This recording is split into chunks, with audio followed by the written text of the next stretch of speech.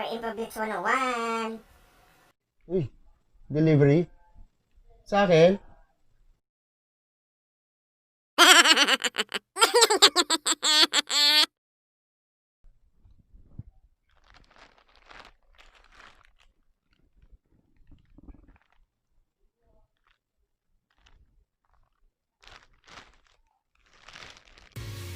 Hello, Info Buddies! Kamusta po kayong lahat? Ako po si Infoblitz 101 where I do Gantla, I do Zoids, I do consoles and gameplay reviews dito sa aking channel. So, kung bago ka pa lang dito sa channel ko, hit the subscribe button at para maging kasama na kita sa tropa ko. So, guys, meron tayong panibagong i-unravel na naman ngayon. So, it's about the Nintendo Switch, about the accessories, kung ano yung mga pwedeng i-alternate natin sa kanya. We all know that the Nintendo Switch is a very unique and very fascinating handheld. Talagang masasabi natin ang ganda ng kanyang structures and gameplay. Lalo na yung mga games nito, napakaganda. But, ang problem sa kanya, yung mga parts niya, kasi may mga accessories, may saksakan, may cable, may mga cases, may mga protectors para maprotektahan natin, maalagaan natin ang Nintendo Switch. So, ang akin lang, may problem tayo usually na i-encounter sa mga chargers natin, correct? So, yung iba na overuse, iba kagad namamatay, nasisira. So, ang mahal-mahal ng chargers, di ba? Maabot siya ng 1,500, 1,300, 1,500 yan, yung pinakamahal na yata yan. That would be the original Nintendo Switch na bibilhin niyo para sa charger niya.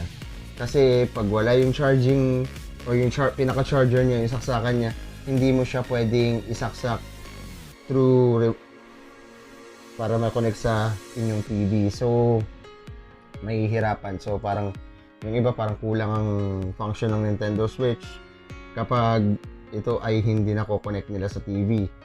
Pwede natin siyang i-charge by a cable. Pwede natin siyang i-charge through sa cable at ipa-plug na lang natin siya sa high-end chargers ng cellphone. Pwede po yun.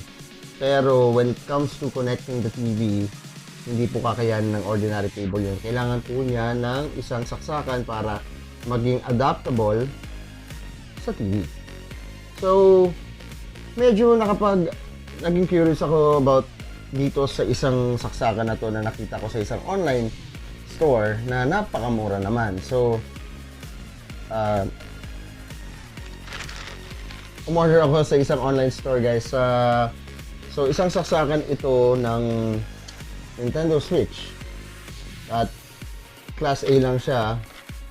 Tingnan natin kung ano yung quality nitong saksakan na to. Is it worth the money? Is the quality okay? Tingnan natin.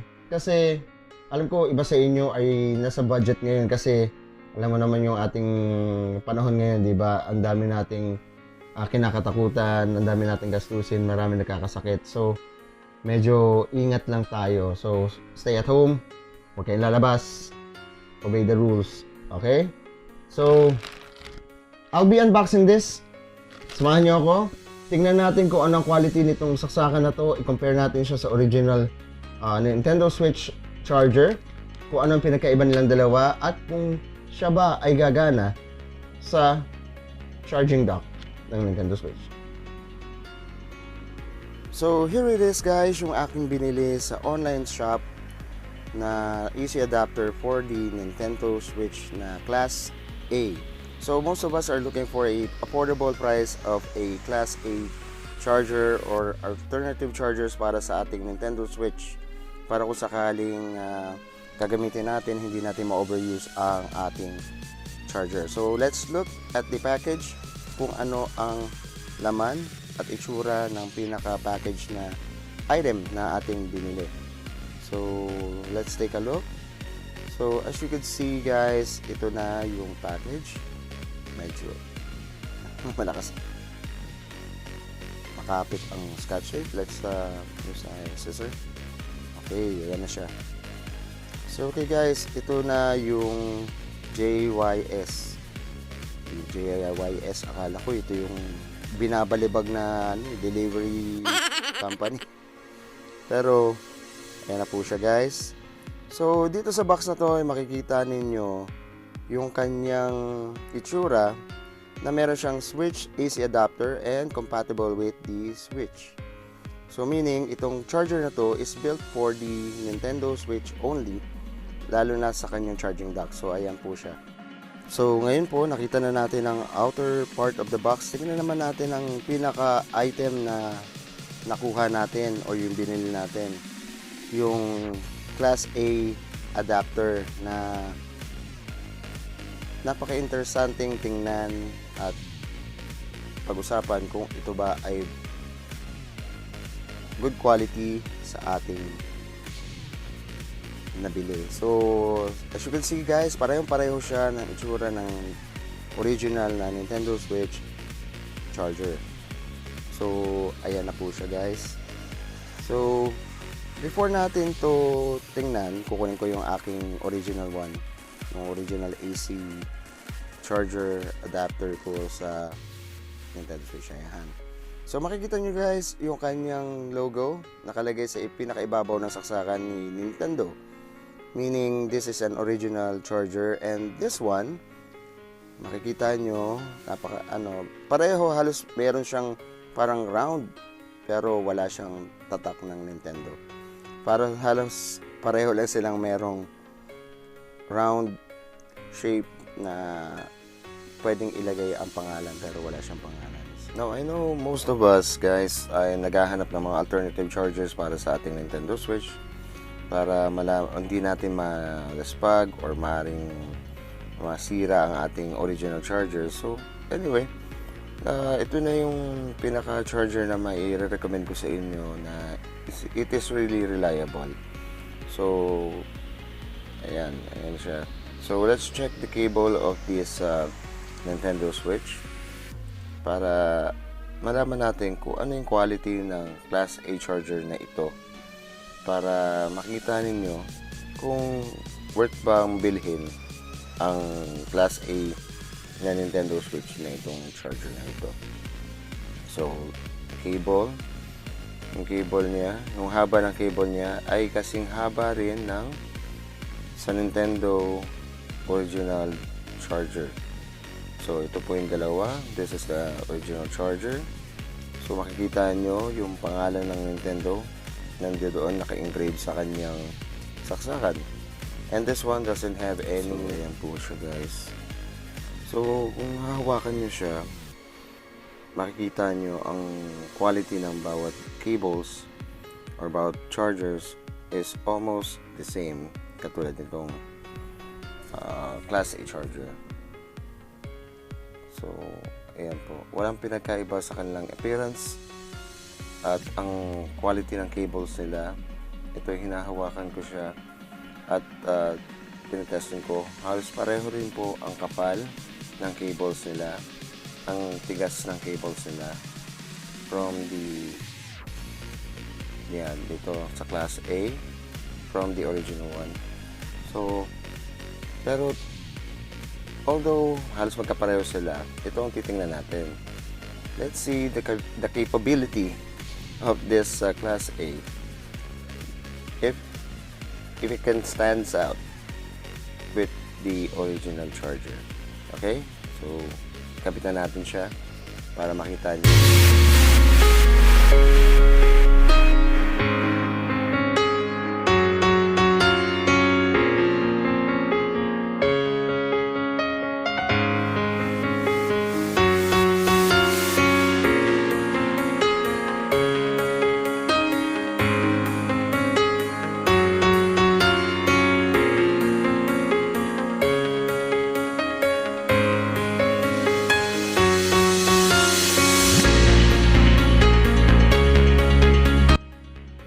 So ayan, guys, na-connect na natin ang Nintendo Switch sa flat screen TV.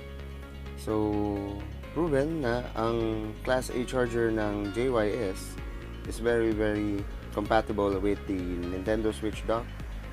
So makikita niyo na walang problems whatsoever ang nangyari dito at smooth ang connection niya sa TV. So, that's about it. Enjoy playing. So, makakapaglaro na uli kayo ng todo-todo sa inyong Nintendo Switch, guys.